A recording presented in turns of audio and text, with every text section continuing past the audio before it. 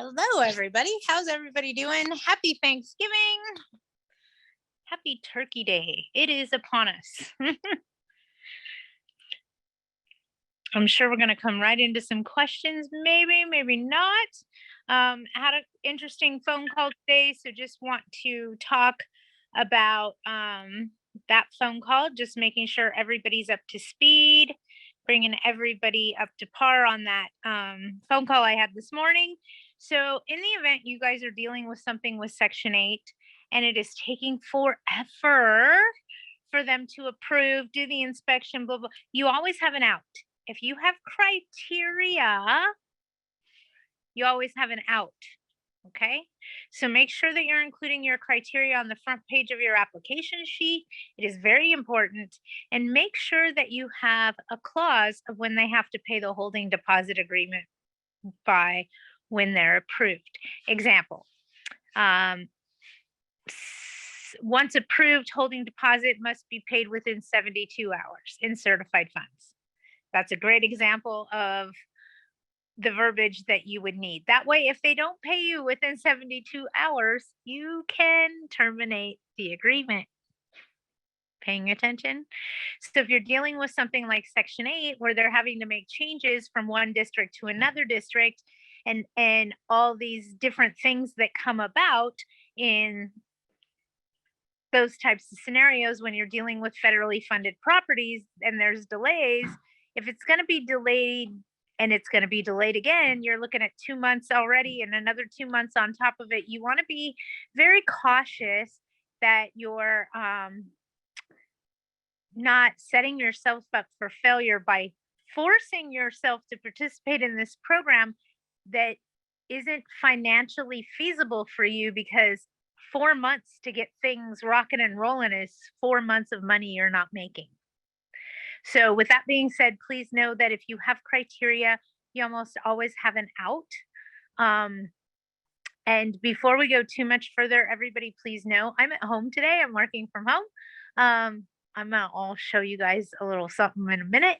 And I have my grandson here today. So if we hear him in the background, just know that I have my grandson. Don't panic. Nothing crazy is going on.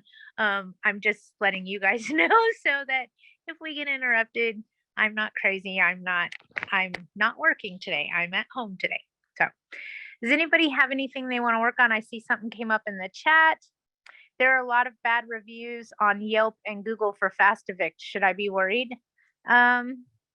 That's up to you to be worried or not. I don't pay attention to that kind of stuff. You'd be shocked how many tenants go put bad reviews on their website. I get it. They're in a business where there's no exact recipe for what they're doing. It's a practice, just like a medical facility. So I get that there's bad reviews. No, I don't think I'd be concerned if I were you, because I work there and I have the capability of looking up your case and giving you the inside of what's going on. So honestly, no, I wouldn't be concerned. Talk to us property managers about how many bad reviews we have from tenants that are pissed off. I mean, come on, we do evict them.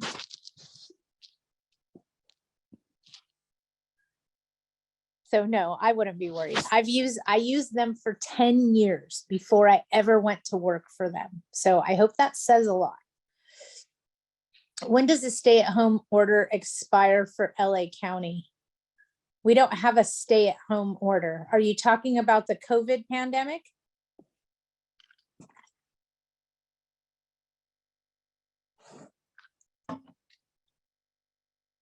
The COVID pandemic for LA County was deemed unconstitutional by a federal court judge a few weeks ago, and it will end on December 1st.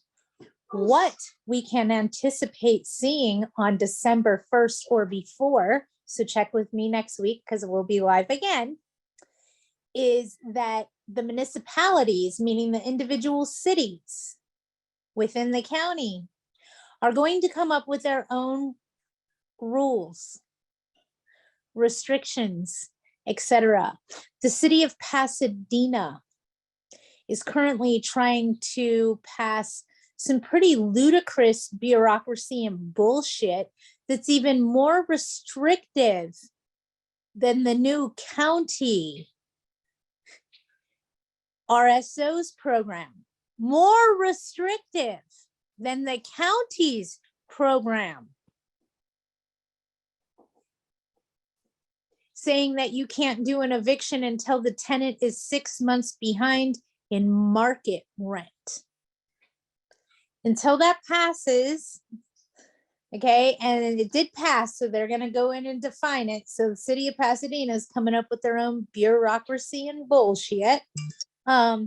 With that being said, get ready, because we're going to see a lot more of the municipalities doing the same types of things.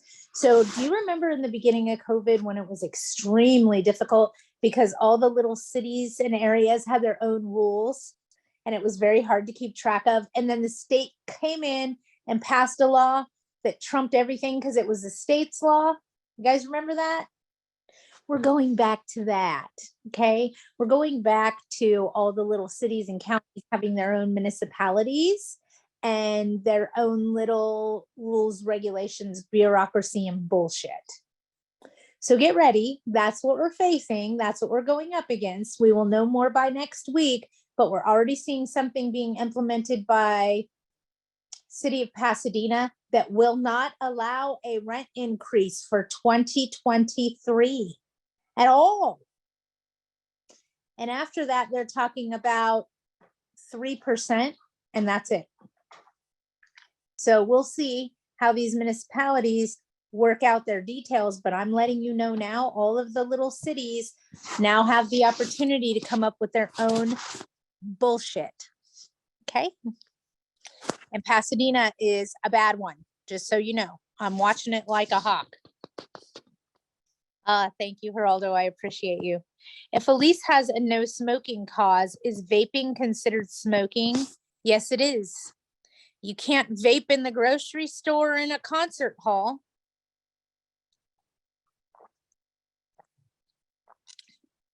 So vaping is considered smoking.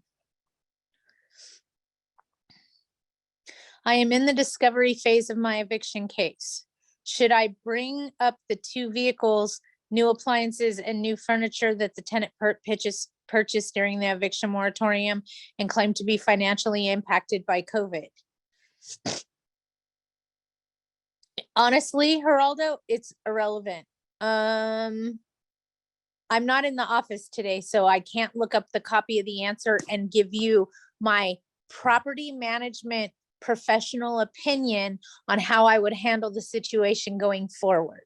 So come Monday, why don't you send me out a text message or call me at the office? Let's look up your case and let's talk about it from Patty's property management perspective and how I would be handling the situation as a property manager.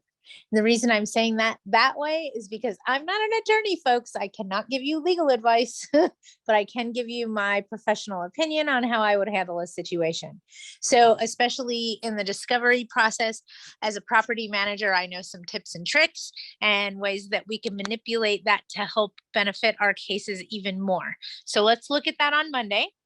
Again, shoot me out a message on Monday and we'll go from there on what I would do if it were me. How would I handle it if I owned it? So I get what all you're talking about all the things, should I bring up all the things they have acquired as assets since they haven't been paying me? I'm more concerned with them catching you on a technicality, to be honest. It's really easy to get things on a technicality and have the case dismissed. We don't want that. Medical prescribed marijuana. Okay, Connie, hold on. Let's go back to marijuana. I'm going to say this to you very carefully, and please pay attention to the words coming out of my mouth. No doctor in their right mind is going to prescribe to their patient to inhale a carcinogen.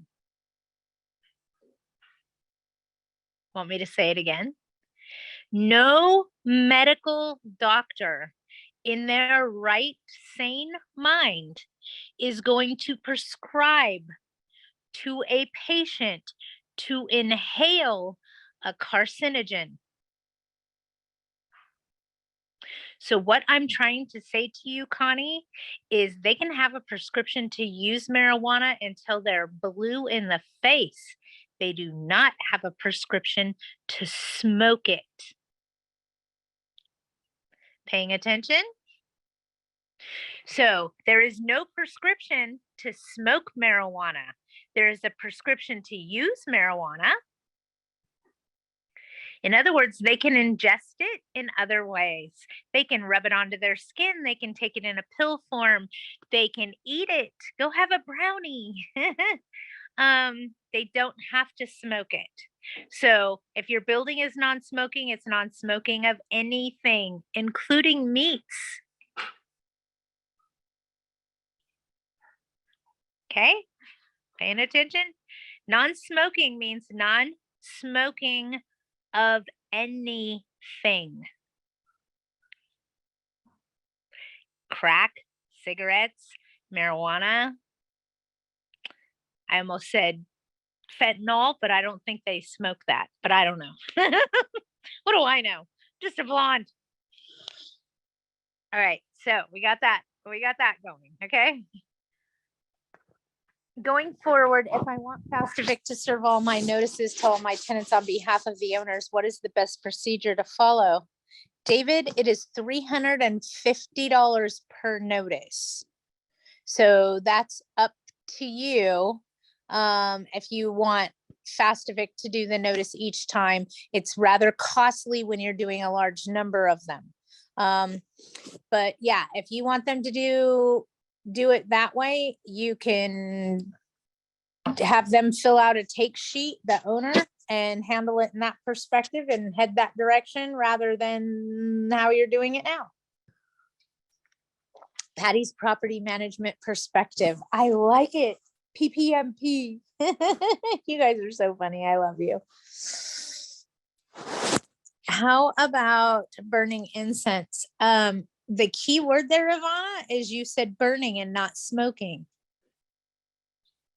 Paying attention? If they're burning sage, it's allowed. If they're burning incense, it's allowed. If they're smoking meats, crack cocaine, marijuana, tobacco, no smoking means no smoking of anything.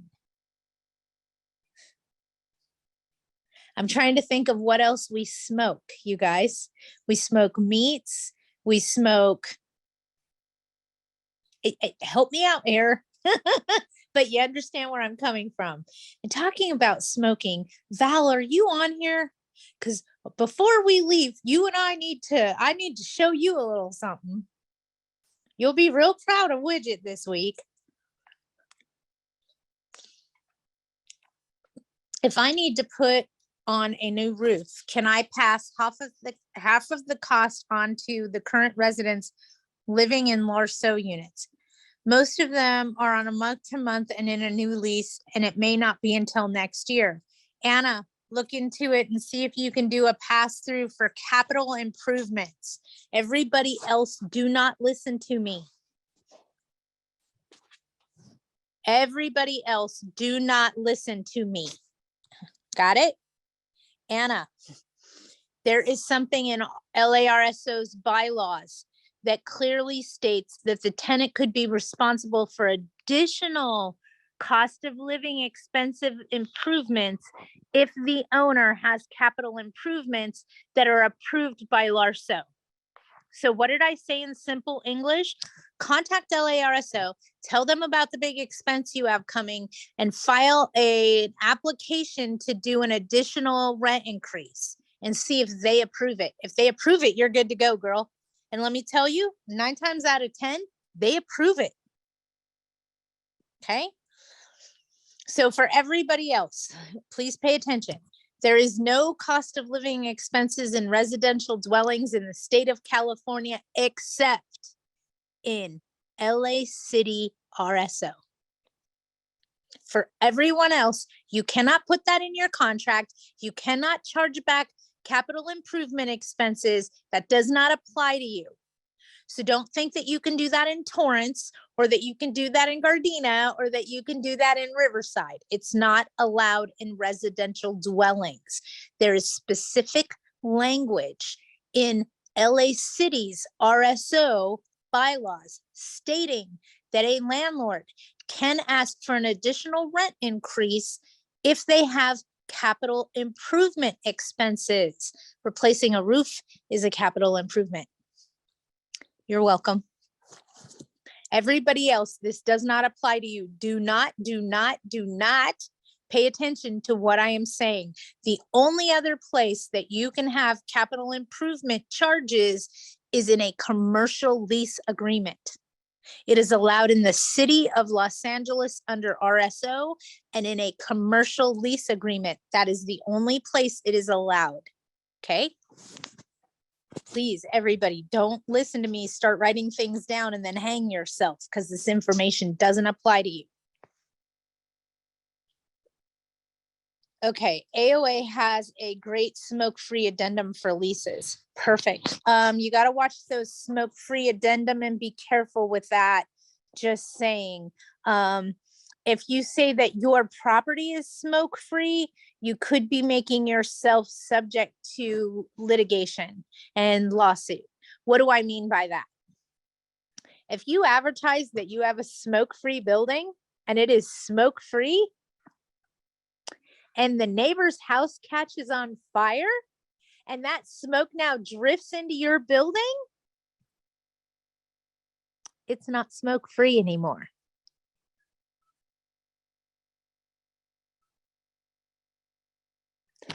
Smoke-free is a way to be challenged by opposing counsel. Non-smoking, no challenge. Got it? Non-smoking, no challenge. Smoke-free, huge challenge. What if the half of the city's on fire? I mean, we are in California, folks. And now your tenants are suing you because you advertised a smoke-free building. It's not smoke-free. It's non-smoking. There's a huge, huge difference. And the exposure that you put yourself to for smoke-free is a bad choice of language. Just saying. Okay. Okay, hold on. Let me go backwards. Val, I know you're on here. Don't you get off of here, because I need you today. I got to show you something. I'll show everybody. Turkey. Yeah, we smoked turkey. You guys are all going to laugh at me. I'm going to go show you something in just a second. New building has new tenant with a barking dog during the daytime hours. Not all the time. Should I call landlord? No, you should call animal control. Code enforcement. Reported as a nuisance.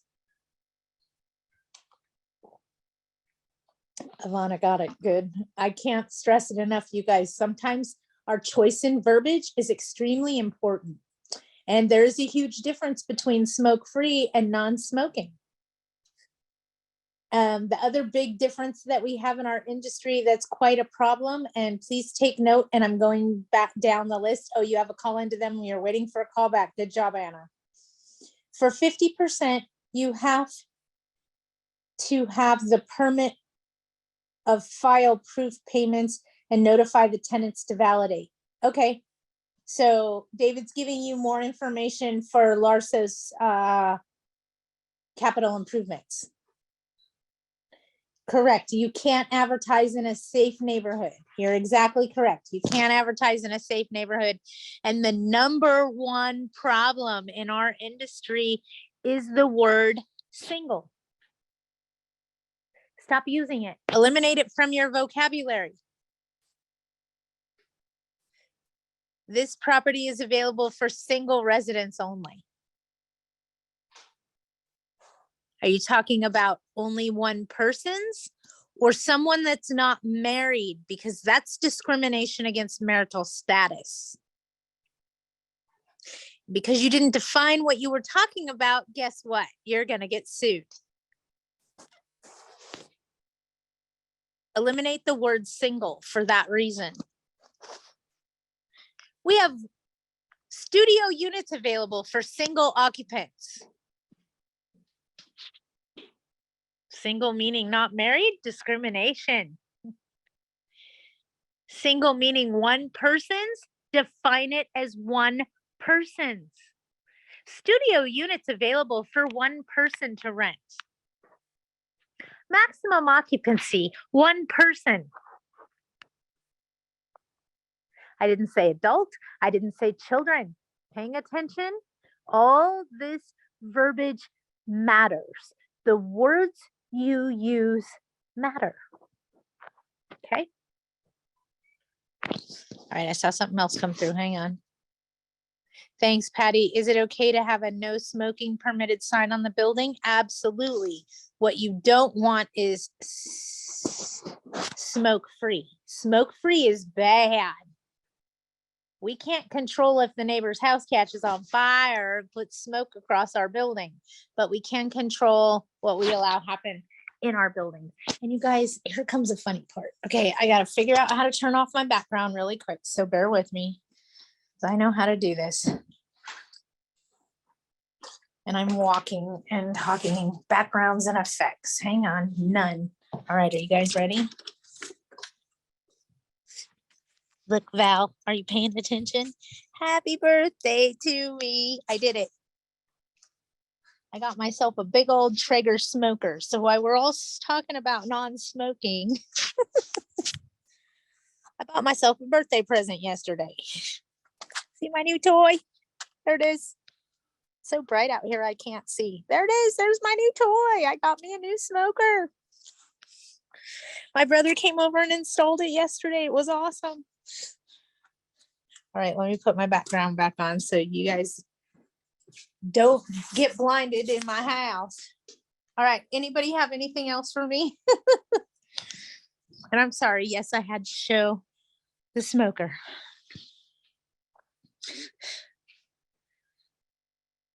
You can't advertise in a safe neighborhood, correct? Thanks, Patty, on no smoking. Love it, nice smoker. Yes, happy birthday. I have a very nice 1-bedroom for one rent. Having trouble since I am requiring double deposit. Oh, well, I just dumped 20K into it. Oh, thank you, you guys. Thank you. Yes, you can say it has a maximum occupancy of blank persons. Don't define 6 adults. 6 persons. This property has a maximum occupancy limit of blank persons. Remember that industry standard is only an industry standard. It isn't the law. Thank you, everybody. The industry standard of 2 per bedroom plus 1 on the couch is the industry standard. The law says there can be 9 persons for every 690 square feet. So with that being said, that's a lot of damn people. We don't want 9 persons for every 690 square feet. So we want to go ahead and change that up a bit. Okay. I saw more stuff come through. Hang on. Thank you, thank you, thank you. Only technically I can think of it is tenant says I owe him for flooring. He purchased it, then asked me to pay for it. I said I would if he started paying rent.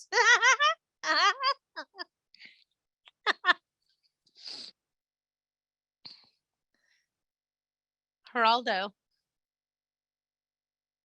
do you have a clause in your lease contract that says that the tenant can't make modifications to the property without written consent of the landlord? Did they replace flooring without asking your permission? I'm just saying, something to think about. Something to think about. There is a clause, he doesn't care. What city is it in?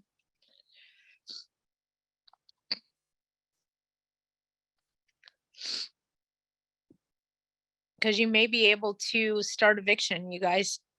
If you're in LA County and your tenant is non-payment of rent, start eviction now. If you're in LA City and your tenant is non-payment of rent, start eviction now. You may be able to come to a settlement to get them out. You may be able to come to a stipulated agreement to get them out. Okay, that's what I fought for. Mine wouldn't do it, so I bailed. But it is a possibility and something that you can try to do. So I don't want to say max 3 if the law says 9 people. You can say 3 maximum. You can say that the maximum occupancy for this unit is 3 persons. You can absolutely say that. It needs to be on your criteria and in your lease to be enforceable. Evict him for it. Get him into eviction court. You guys, if you have a reason to get them into an eviction, get them in there and see if you guys can't come to settlement agreement for possession. That's what we all really want, is just get the frick out of our house and give it back to us. That's what we want. We can go after the money later. Okay. We're fighting for possession right now. Use the money for leverage. Let go of it. Just go for possession. I feel like that, what is that thing? Oh, where it sends you subliminal messages. Just go for possession. You do not need the money.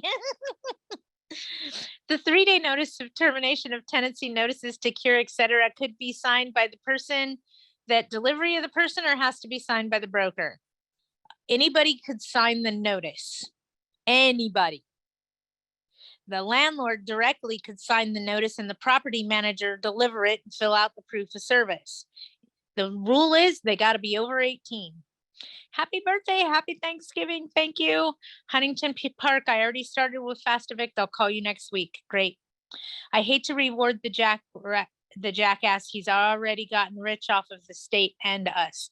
I understand that, but we got to stop him from continuing to get rich at your expense. So we need to fight for possession as quickly as possible and let go of the money. I know he got plenty of money. I know. Remember this, he doesn't look good in orange. If he stole the money from the government from you, the government is going to come after him. It's not a matter of when or if, it's a matter of when. Okay. It could take them 6 years. It could take them 8 years. They're coming for him. Okay. Don't forget that. In the meantime, go for possession. Let the money go. Just get your house back. Get this person out of your life. It's like a bad divorce. Just let me go. Okay. So that's what I'm trying to get you guys for. Just get them out of there. Get them out. That is, yeah, I call them leeches, because they're leeches that once they get onto you, they start sucking at your blood. And pretty soon you're in a whole world of hurt financially, because they're just sucking the blood right out of you. So we got to run from those financial leeches. Okay. And I know they stole a lot of money from you. I know they stole a lot of money from me, from the government, from all of us, because we all pay for it. But get them out of your house so you can stop the theft and get somebody in there that wants to pay you. Or at least, even though if they don't want to pay you, at least that is paying you. None of us want to pay our bills, right? Does anybody have anything else? He's like a clingy girlfriend. I call them Klingons or financial leeches. Those girlfriends that won't go away, I call them Klingons. And there's some guys that do that too. I'm just saying, okay? Just so you know, there's some guys that do that too.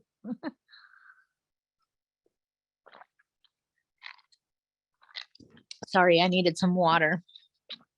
Talk too much. Hey, I do that a lot, right? All right, you guys ready for Thanksgiving? Ready? So on another note, let me say this for all of my property managers, please pay attention. At one point in my career as a regional manager, I was responsible for about 3,500 doors. Okay. Not to mention the property managers and assistant managers that came with the 3,500 doors. With those 3,500 doors, I had an average of 2 fires for the holiday season per year. Not saying it could happen to you. Get ready for this. This is what happens. I'm letting you know, be prepared. They do happen. Okay. Some of the most common fires that I get at Thanksgiving is an oven fire. At Christmas time, there's 2 fires that we get most commonly, and they're both caused by lights. Usually it's either a Christmas tree fire or it's a roof fire from the Christmas lights short circuiting. So check your lights, encourage your tenant to check their lights, okay? And if something happens, feel free to call me. I'm here to help. But keep that in mind. It's the time of the year for fires. Usually we have oven fires. Around Christmas time, we get light fires from them putting lights on the roof and things like that. Okay, I will say maximum occupancy 3 persons. One lady has 2 small children and is pregnant. I doubt I'll take her, but I'm getting crap applicants. Again, it's a small 1-bedroom in Kern County. I get you, honey. You might have to take what you can get, and I get it. Everybody's got to live somewhere. Single mom. Already has 3 kids, 1 on the way. You know there's a baby daddy there. Don't even pretend that you think there's not. You know there is. And remember, if he moves in,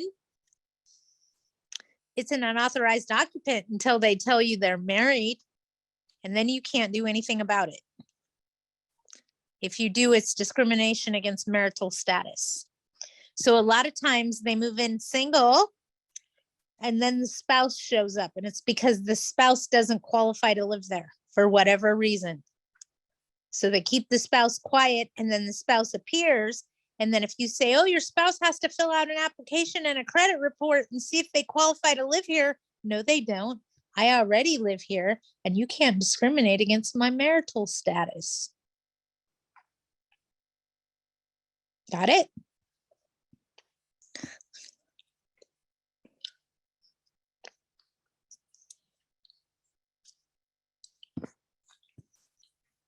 I wouldn't worry about your application asking if they're married or not. Quite frankly, it has no bearing. Because they, what part do you want me to repeat, Anna? You got to be more specific. Hi, this is Patty. Happy Wednesday. Are you talking about marital status?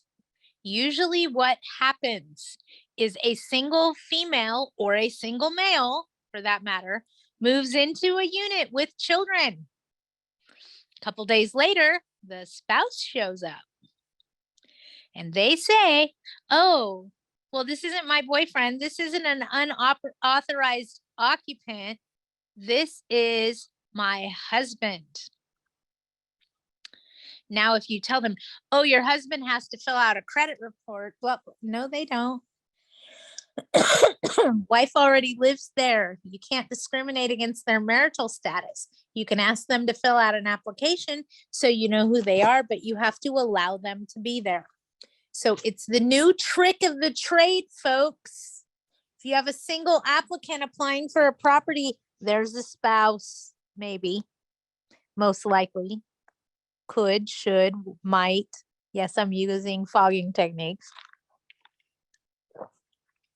I don't know why I feel so thirsty today. Probably trying to hydrate before the holiday. Stop saying single. There's a few words that you should eliminate from your vocabulary completely. Single is one of them. The other one is children. There is one place and one place only you can use the word children and not be discriminatory. Only one. And that law says children under the age of 14 must be accompanied by an adult when using the swimming pool at all times. That is the only time you can use the word children, child, minor, anything along those lines is in that law about the swimming pool and nothing else. So single is a bad F-bomb. Mold is a bad F-bomb. And children is a bad F-bomb. Got it? Single, children, and mold are the three words you should not use in writing or in speaking. Single, children, child, playing, anything that refers to children. Even the word playing is bad. Don't use it. Remember, if you're writing a letter to a parent about the children throwing rocks in the pool, it would read like this. Residents from within your unit were seen throwing rocks in the pool on Tuesday at 4 p.m. by the maintenance staff and myself. Please notify these residents from within your unit to stop throwing rocks in the pool immediately, or you will be responsible for the expense to remove them. Residents from within your unit. Not children. Not minors. Residents from within your unit. Guests from within your unit. Occupants from within your unit.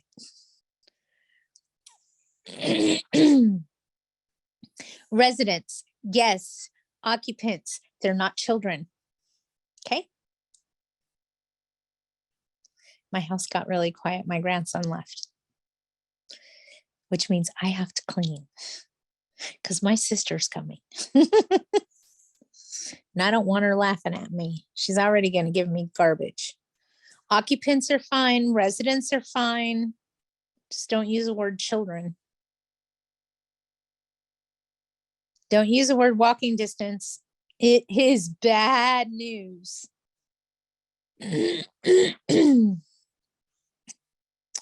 Walking distance is bad.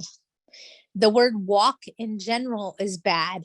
You shouldn't use the word walk-in closet because it's discrimination to someone that uses a wheelchair. Oversized, spacious comes to mind, but walk-in is gone. Doesn't exist. The tricks of the trade come out around the holidays, right? All right, does anybody have anything else? Because I got to go to the store and buy some meat to smoke on my smoker. We smoked 2 turkeys at my niece's house for Thanksgiving dinner, and she's on her way with them now. But I got a smoker yesterday, and now I got to go buy some meat to smoke on my smoker. I think I'm going to smoke a corned beef roast and make some pastrami. Oh, everybody's got, man, Belsie, I got to tell you, I went salmon fishing in Alaska once. Actually, I've been a few times. But the first time I went, I called my mom. I was like, I have 78 pounds of salmon fillets. 78 pounds. Clear out the freezer. I'm bringing them home. So I spent quite a bit of money to fish in Alaska, and then quite a bit of money to buy a sealing machine and an ice chest at Walmart and then process all of my catch and put it in this ice chest and took it to the airport where they froze the whole ice chest until I was ready to fly back. And then I flew that ice chest home. And I don't eat fish, but I love to go fishing. So I took all 78 pounds of salmon to my sister's house, and we loaded up her brand new smoker that we didn't know how to use. And we drank quite a bit of liquor, catching up and giggling about my adventure to Alaska. And then we made 78 pounds of salmon jerky on her smoker. It was not smoked salmon, it was jerky. We burned it. We were drinking. Good times. I wish we were all there for your yummy mirror and several cold beers. Have a wonderful birthday. Thank you. You know, it was funny. My brother came over yesterday and was putting together the Traeger for me. And it has instructions and it says optional supplies and it shows a picture of a 6-pack. And as you go through the various steps, it shows you how many beers you have to drink during that step. My brother's like, I really like this. I'm like, crazy. So I thought it was funny. It had a beer list on it of how many beers you need to put it together. I bet my dad needed that back in the day when I got that Barbie dream house. I got it for Christmas, but it took about 2 weeks for it to get assembled with all the stickers and such. It didn't come assembled. All right. Anybody have anything else? Otherwise, I will let you guys go. Enjoy your holiday. I'm going to finish cleaning and wait because my sister's en route. She should be here in probably about 2.5 hours. 11:30, I think they left. They left Yosemite at 11:30. So I should see her shortly. I get excited when I get to see my sister. Thank you. Happy Thanksgiving to everyone. I happen to be a turkey baby, so it's happy Thanksgiving, happy birthday. I'm getting older. Loveliness. I hope everybody has a wonderful time. And if anybody needs anything, you guys reach out and call me. I'm here. That way, if you guys have a fire, a death in a unit, something that is urgent and you're like, I don't know what to, just call me. It's okay. Okay. Some people call me sometimes on a weekend late at night and I'm like, okay, I've had 2 beers, but what's going on? And I will disclose that at hello. But yeah, teamwork. Okay, you guys, please have a wonderful Thanksgiving. And if you're not doing anything for the holiday, just enjoy yourself. Do something nice for you. Go buy yourself a smoker. And then talk all day about smoking and smoking in a unit and smoking meat and try to keep a straight face because you just bought a new smoker. All right, you guys have a great day, a great weekend. Enjoy, enjoy, enjoy. And I will see you next week. Bye, everybody.